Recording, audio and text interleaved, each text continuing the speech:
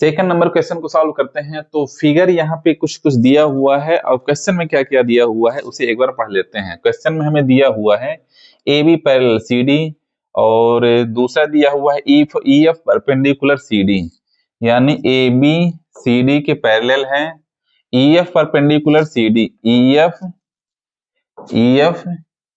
Perpendicular है किस पर, सी डी पर, यानी ये दोनों 90 डिग्री के एंगल बनाएंगे। और एंगल जीईडी, जीईडी यानी ये पूरा एंगल दिया हुआ है 126 डिग्री, 126 डिग्री दिया हुआ है। तो इतनी सारी चीजें दी हुई हैं।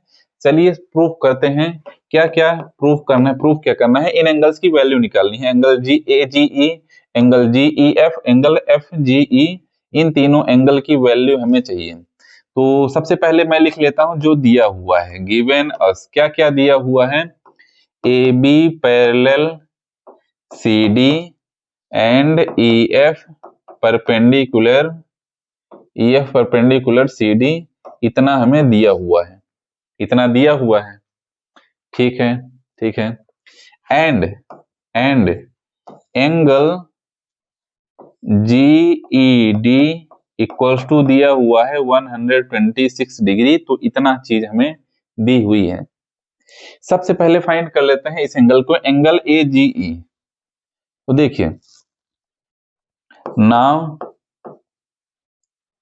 Angle A G E equals to angle G E D.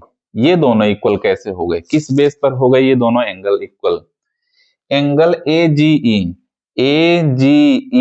ये वाला एंगल ए जी ई, ये वाला एंगल, और angle G E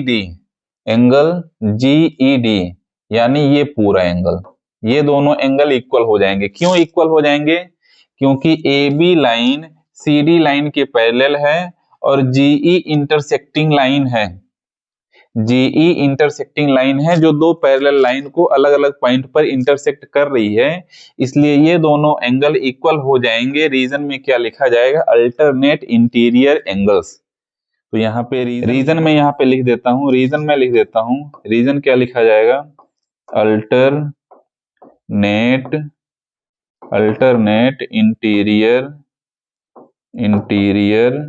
angle.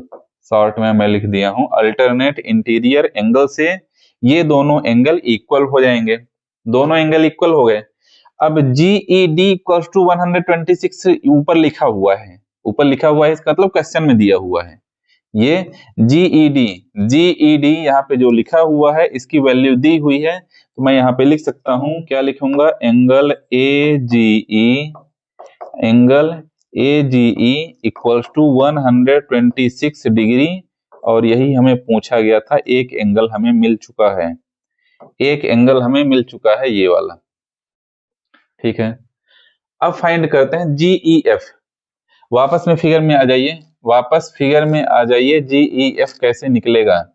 GE F, हमें ये एंगल चाहिए, फिगर में ध्यान से समझिएगा, ये छोटा वाला एंगल चाहिए, जीई एफ, यह छोटा वाला एंगल चाहिए। हमारे पास है क्या क्या, हमारे पास है यह पूरा एंगल, छोटा वाला एंगल चाहिए। यह पूरा एंगल हमारे पास है 126 डिग्री, यह दिया हुआ है।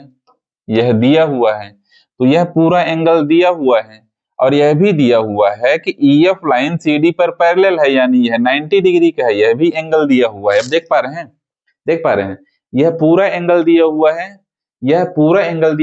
और यह 90 डिग्री का एंगल दिया हुआ है। तो पूरे में से यह 90 डिग्री माइनस करेंगे तो हमें ये वाला मिल जाएगा, छोटा वाला हमें फाइंड करना है। तो पूरा वाला दिया हुआ है, यह 90 डिग्री दिया हुआ है, तो पूरे में से 90 डिग्री माइनस करके इस छोटे वाले को निकाल लेना है। सिंपल सा, बस इतना ही काम है। तो